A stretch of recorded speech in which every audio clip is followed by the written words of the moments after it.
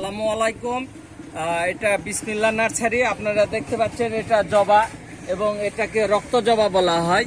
এই জবা ফুলটা কিন্তু আমাদের দেশে খুব চলে, সেটা মুসলমান হোক আর হিন্দু হোক, আমরা কিন্তু খুব ভালো দেখে থাকি। এবং হিন্দুদের বিভিন্ন ধরনের কালী পূজা, দুর্গা পূজাতে এটা ব্যবহার করা হয় এবং আমাদের মুসলমানদের কাজেও লাগে। এটা সাধারণত মেয়েরা হচ্ছে রূপচর্চার কাজে ব্যবহার করে জবাটি।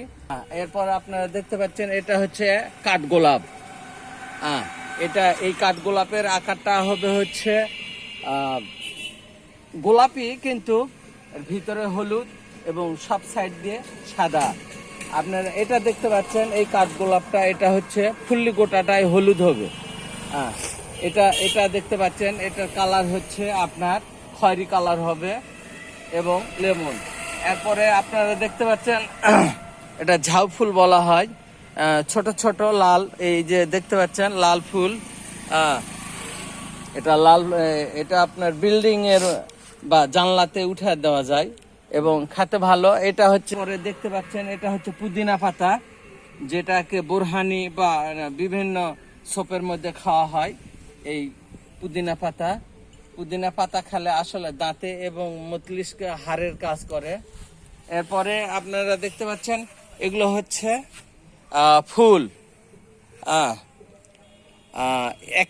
একই জাতের কিন্তু 3 কালার ফুল হবে। এটা দেখেন আপনার ডবল অ্যালমন্ডা বলা হয়, ভালো নামের অ্যালমন্ডা, এবং এটাও অ্যালমন্ডা, কিন্তু এটা এক কালার, এটা আর এক কালার।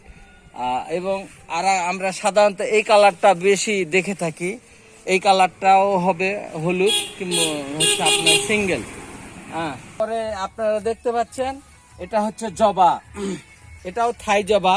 এই জবার ভিতরে দেখেন 3টা পাপড়ি, 1 2 3, এই 3টা পাপড়ি কিন্তু এই জবা সমৃদ্ধ। জবা আমাদের সাধারণত দেশে কিন্তু এক রকমের হয়, কিন্তু এটাতে দেখেন আপনারা 3টা, 1 2, এই দেখেন 3, এই 3টা পাপড়ি সংযুক্ত, পাশাপাশি 3টা কিন্তু ফলজ হয়ে উঠে আসছে। এটা আমাদের দেশে খুব কম পাওয়া যায়, তারপরে এটি ভালো জবা।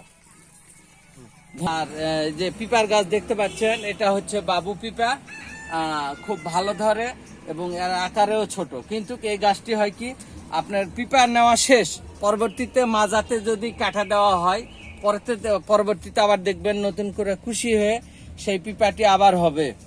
এবং এই পিপার গুণগত মান ভালো এবং আকারের সাইজ খুব সুন্দর। এই পিপাতে সাধারণত আমাদের দেশে যে রোগগুলো হয় সেই রোগগুলো খুব কম। এরপরে আপনারা দেখতে পাচ্ছেন আমাদের দেশে কলা, যে ছোট জাতের যে কলা হয়, আমরা যেটাকে কলা, এই যে কলা দেখতে পাচ্ছেন, এটা খুব ছোট গাছে কলা হবে, এর নাম হচ্ছে অনুপম, বা বাংলাদেশ বানাইছে। এই কলাটি মূলত হচ্ছে থাইল্যান্ড থেকে আনা। এর আকার খুব ছোট হলেও ভিতরে লাল, এবং গাছটিও লাল দেখতে পাচ্ছেন। অগ্নিশ্বর, আমরা যেটাকে এর নাম বলি অগ্নিশ্বর এই কলা, এবং এটা কিন্তু হচ্ছে খুব সুস্বাদু এই অগ্নিশ্বর কলা দেখতে পাচ্ছেন। এরপরে এটা 12 মাসি থাই আম গাছ, যেটাকে বাংলাদেশে কাঠিমন বলা হয়। এটা বছরে কমপক্ষে 3 বার ধরে। তারপরে আপনারা দেখতে পাচ্ছেন এটা হচ্ছে ব্যানানা সবেদা, যেমন কলার মতন, এই সবেদাটা হয় কলার মতন। এটাও খেতে ভালো। আমরা আমাদের দেশি যে সবেদা পাই তার চেয়ে অনেক সুস্বাদু এবং খেতে মানে সুঘ্রাণ জাতীয়। এটা হচ্ছে আপনার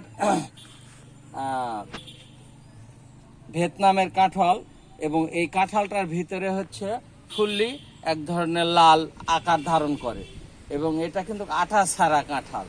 তারপরে আপনারা দেখতে পাচ্ছেন এটা হচ্ছে আপনার বেদেনা। এটা আপনার এই যে কড়ি দেখতে পাচ্ছেন, এটা আপনার সারা বছর হয়। এই যে দেখতে পাচ্ছেন একদিকে বেদেনা হবে আর একদিকে আবার কড়ি হবে, এটা আপনার সারা বছর হয়। এই বেদেনার রংটা হচ্ছে খুব সুস্বাদু এবং ভালো খেতে, এক কথায় ভালো। এবং এর গায়ের রং ভিতরে একদম রক্তর মতন লাল। তাদের বাড়ি ওয়ান মালতা, আমরা বছরে সারা বছরই পেয়ে থাকি, যা আমাদের ফলের ঘাটতি পূরণ করে। এটা হচ্ছে থাইল্যান্ডের 12 মাসি আম। এই আমটি অত্যন্ত ভালো, এটা বছরে আপনার 4 বার পাওয়া যাবে। এবং বাংলাদেশে এর আগে বলছি আমি যে এটা বাংলাদেশে হয়ে থাকে সাধারণত কাঠিমন নামে পরিচিত, কিন্তু মূলত থাইল্যান্ডের 12 মাসি।